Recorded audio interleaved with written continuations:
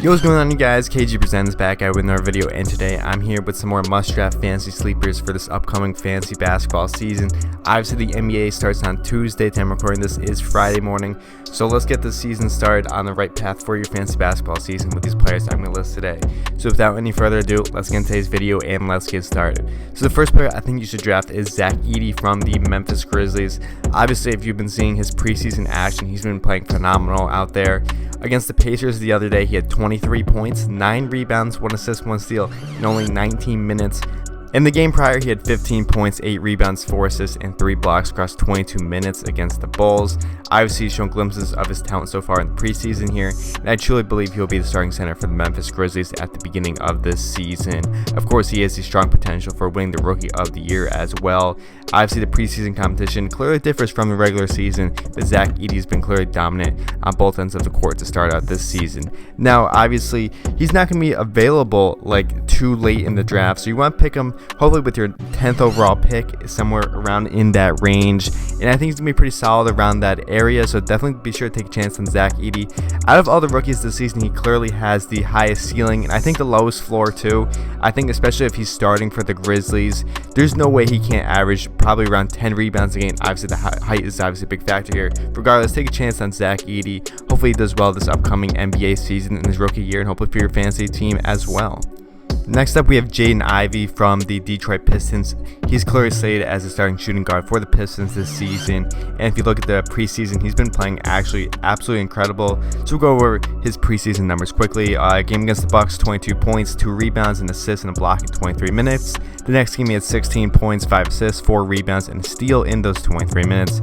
And the last game, he played 19 points, 4 rebounds, 2 assists, 1 steal, and 1 block in those games.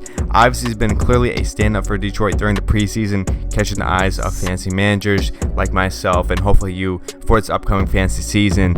Of course, so last season in the NBA, he did average 15 points, 3 rebounds, 4 assists per game, and obviously he should be doing better than those numbers. I fully expect a little bit of a breakout this season. I think the addition of Tobias Harris is going to help that Pistons squad as a whole, and Pistons are not going to be bad this year. I think the Pistons will be decent enough. I'm not saying they're going to be the best team in the NBA, but they're going to be a decent team this year, and I think part of that's going to be because of Jaden Ivey breaking out a bit, and I think he is going to do pretty good this season.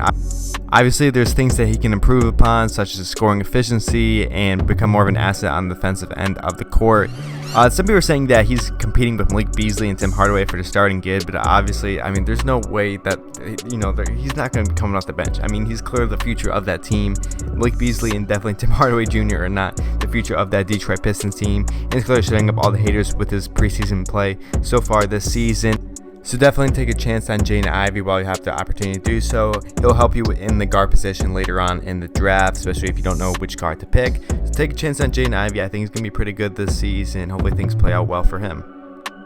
Next up, we have Keyonte George from the Utah Jazz. Now, at the end of last season, Keyonte George became the starter for the Utah Jazz. While he didn't put up the best numbers, I think it was great development for him, and he's definitely going to be the starter this upcoming NBA season. And I also want to talk about his preseason play as well, because he's been doing pretty good. Of course, he did face a little bit of an injury in a game earlier this season, in the preseason, I should say.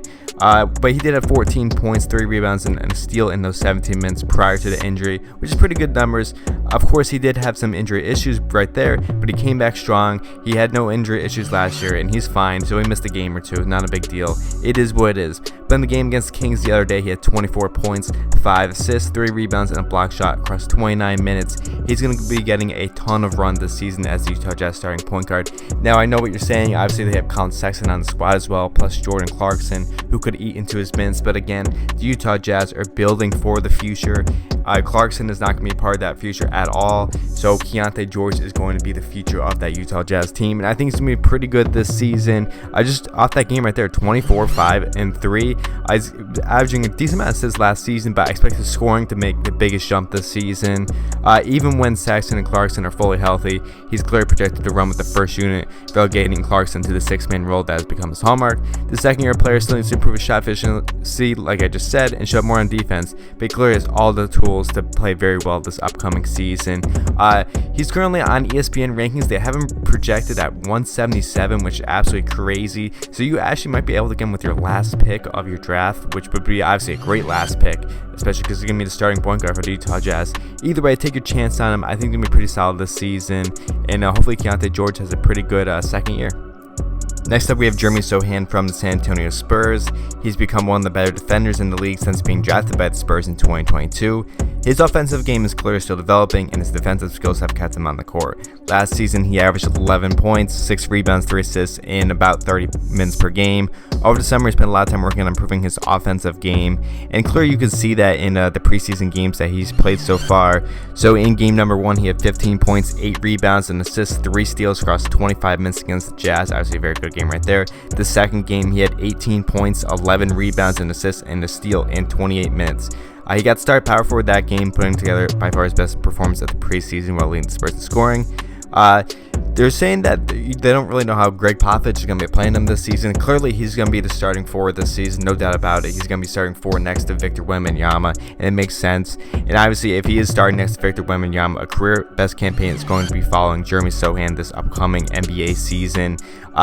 He's around late in the draft, so you could probably get him with your potentially last pick, but if not your second to last pick in that 12th round there. So he's clearly available in a whole ton of drafts late in the game, and that's what you like to see, and because you want to get value later on in the draft, that's going to help your squad throughout the entire season. So definitely take a chance on Jeremy Sochan. Of course, he had some up and down issues last year, don't get me wrong, and a bit of an injury risk too. But I think the potential is clear there for Jeremy Sochan. I definitely think a bit of a mini breakout could very well happen for him, especially saying that he's improved his offensive game over the summer, and clear in the preseason he's looking pretty good out there. So things are looking well for Jeremy Sochan. Last but not least, we have Trayce Jackson-Davis from the Golden State Warriors. He burst onto the scene as a surprise contributor as a rookie last season, earning a rotation spot, and eventually started minutes despite being drafted at the back end second round last year. In his 16 starts, he flirted with a double-double, averaging 11 points, 8 rebounds a game. That's pretty solid up there. And of course, he was shooting a crazy 69% from the field as well. So obviously, he's in a ton of shots. He obviously has had an excellent training camp and is vying for the starting spot as a sophomore, and I believe he's going to get it. He's going to be getting a ton of minutes this upcoming NBA season. The Warriors don't really have anyone else at center. Kevon Looney will not be starting, let me tell you that. They could go small again and have Draymond play center and Kuminga at the 4. We'll see how that plays out, but even if he comes off the bench, he can be playing a ton of starter minutes this upcoming season, and that's what you like to see. Of course, at the end of last year, he was very, very good. Once he was getting about 28-30 minutes per game or so, and I believe he's going to be getting that again. So of course, in your category leagues, points leagues, he's looking at about a top 100 player here, and hopefully he's going to be able to contribute to that success, and I think he's going to be able to do so. We'll see how things play out. Of course, obviously anything is uncertain, we all don't know, but I think picking Trayce Jackson-Davis later on in the draft is going to be a pretty beneficial pick. I think just going to be a solid player all around. Regardless, hopefully these players are going to help in your fantasy basketball seasons this upcoming year.